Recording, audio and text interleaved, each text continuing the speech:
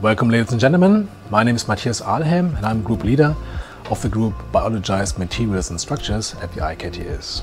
We have different topics and I'm going to show you some of those today.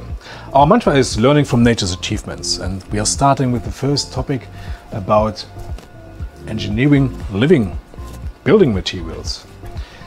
We are working and using cyanobacteria that in the nature are producing stromatolites. Those structures are basically calcium carbonate, so limestone. And the question was, cannot we use those structures or that material that is being made in nature for our technique?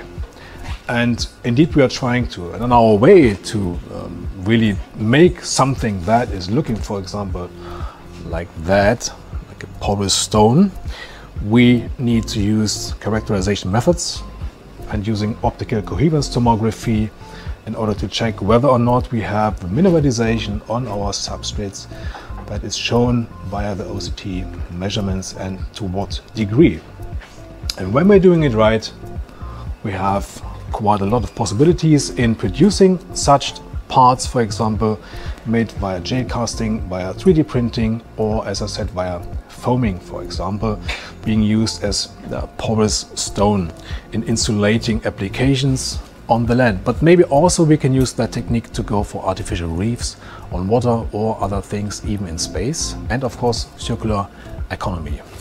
Maybe some more examples you can see here.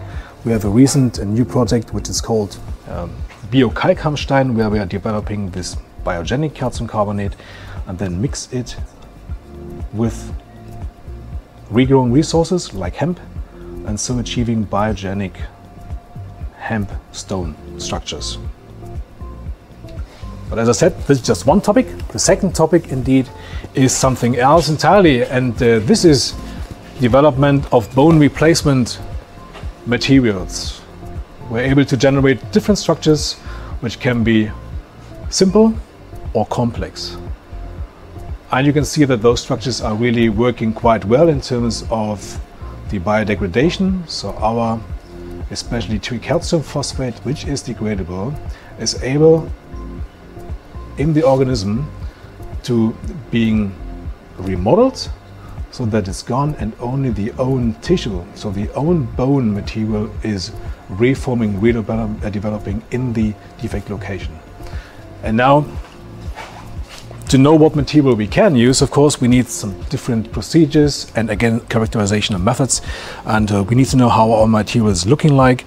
So for example, our hydroxyapatite, and we are using of course SEM to check for the particle size to better assess how we have to make suspensions and slurries. And regarding the structure, we need to know, is our developed structure at least able to get the cells into that artificial material? So we need macroporosity, we need microporosity, we need mesoporosity, and then of course we need some certain features like mechanical strength that is absolutely needed, especially when we are going for individualized, customized, resolvable jawbone replacements.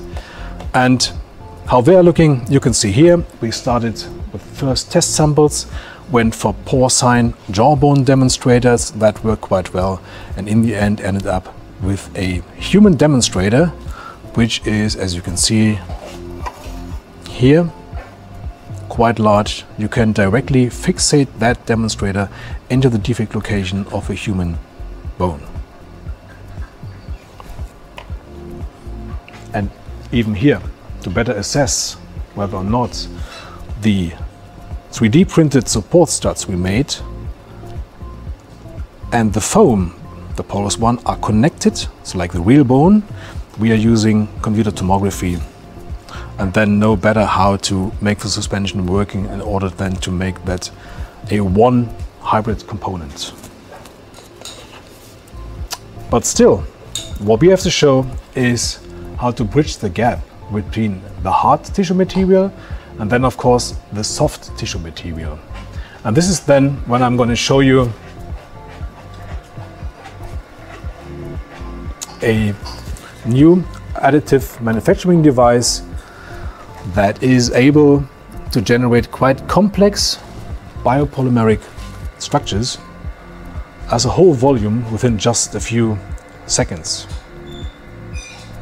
And this, of course, is the idea to maybe make something like artificial tendons, artificial cartilage, and as I said, bridge the gap between the bones and then the artificial skin.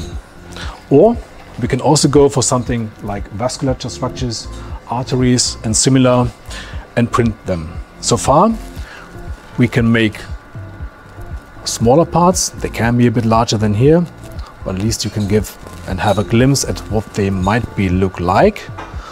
And then we hope to change the world, so to say, which is in fact also the mantra of our lab, which is called Eureka. And this is what we want to generate, giving new ideas a chance and making something totally new. So I hope that you are content with the show, and I'd like to see you. You can whenever come to see me and visit me. Thank you very much.